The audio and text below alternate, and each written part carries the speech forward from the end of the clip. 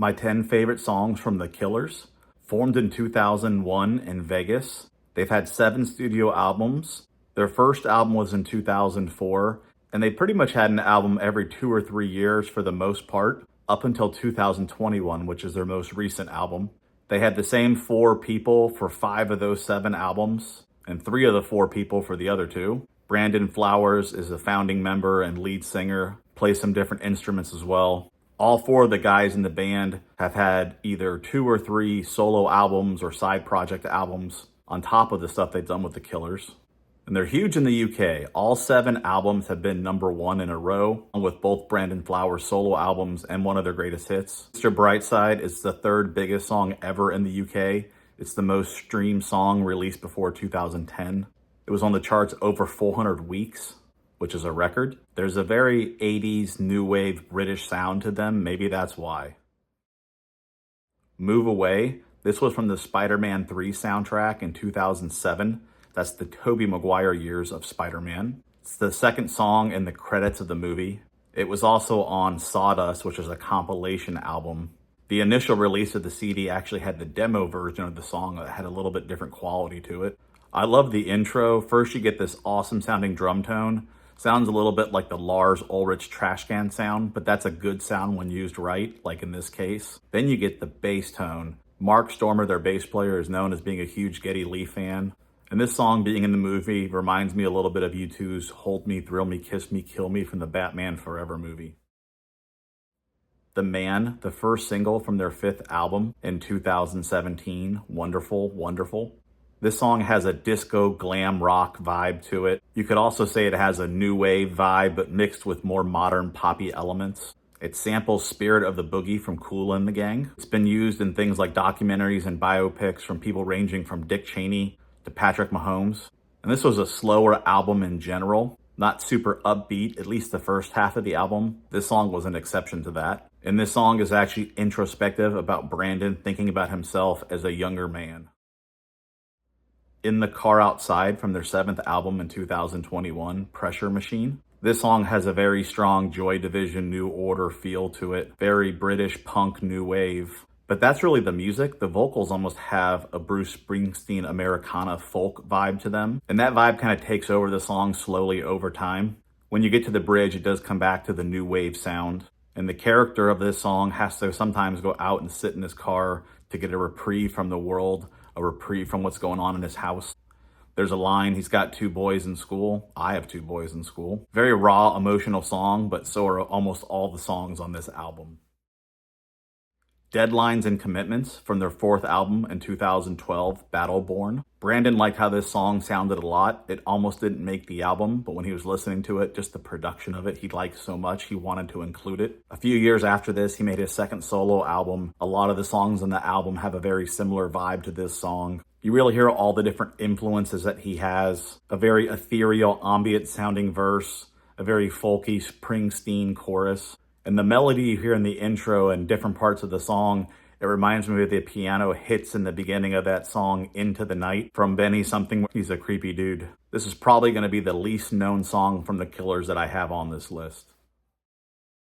Just Another Girl, the 2nd single from a compilation album in 2013, Direct Hits. This is one of a few songs that was included to fulfill a contractual obligation. A lot of times when bands do that, the songs aren't always the best. But this song kicks ass. The intro gives me U2 meets Muse vibes. It pauses for a second, it can be anything. But what you get is a really slow acoustic strum. Sounds beautiful. I believe it's a sad love song.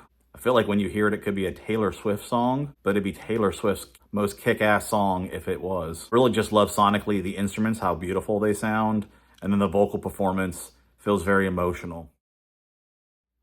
Somebody Told Me, the 2nd single from their debut album in 2004, Hot Fuss. Hearing this for me in 2004, it was such a refreshing sound. I was born in the wrong era and listened to music that was way ahead of my time for my age. And I feel like this song was almost slightly ahead of its time. You really hear an 80s influenced vibe and tinge to songs, almost all the songs really, on pop radio, but not 20 years ago. If you didn't get it, the lyrics are very dude looks like a lady. That was about the Hollywood scene in the 80s. This is about the Vegas scene 20 years later. Your Side of Town, a non-album single from 2023. This was also the second single on their second greatest hits album, Rebel Diamonds, released the same year. And this is one of 3 songs that was basically done that was going to be part of a studio album. The album was scrapped and they were all added to this compilation. My second favorite song of all time is True Faith by New Order. I really hope this song is an homage to that because it sure sounds a whole lot like it. Eventually it transitions into almost more of a Daft Punk meets Chromeo vibe. There's a whole lot of vocoder. That doesn't make me like the song any less either. Jenny Was a Friend of Mine from their 2004 debut album Hot Fuss. I remember hearing a few of their songs on the radio, seeing them on late night TV, got the CD, put it on. This was the first thing I heard, and this is not what I was expecting to hear based on those other songs at all. The bass, what it's playing, how it's so heavily prevalent in the mix. Didn't realize at the time their bass player was into Geddy Lee. Figured that out over time. And then the drum patterns that are in here are just fantastic. Then you add the synth stuff that wasn't really a thing at the time in the music scene. Unique vocal style and delivery, a few different ones actually, in the one song. Songs about a very dark topic, a fictional murder of Jenny. It's actually one of 3 songs the Killers have about this supposed murder. Uncle Jonny from their second album in 2006, Sam's Town. Opening guitar lick and tone is really what does it for me. It almost has like a Tom Petty meets Slash vibe to it. It's Americana, but also very hard rock. And then the lyrics come in and wow, they're telling you all about Uncle Jonny. And apparently it's a true story. Good news is Uncle Jonny is clean now. And he approved this song. He heard a demo version, gave it the thumbs up before it was actually put on the record. And the song doesn't change a lot musically, but when it does, every time it does, it's done perfectly.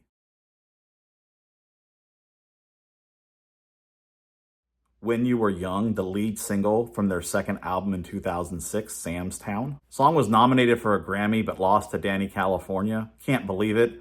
I did a Red Hot Chili Peppers top 10 and that's not in the top 10 list. I don't just think this is their best song. A bunch of really famous people have covered it. Chris Martin from Coldplay solo, Taking Back Sunday, and a whole lot more. I really love the dynamics of the song. Super energetic intro with great tones. You get the drum and bass alone for the verse, really gives it a driving sound. Builds into the first mini chorus.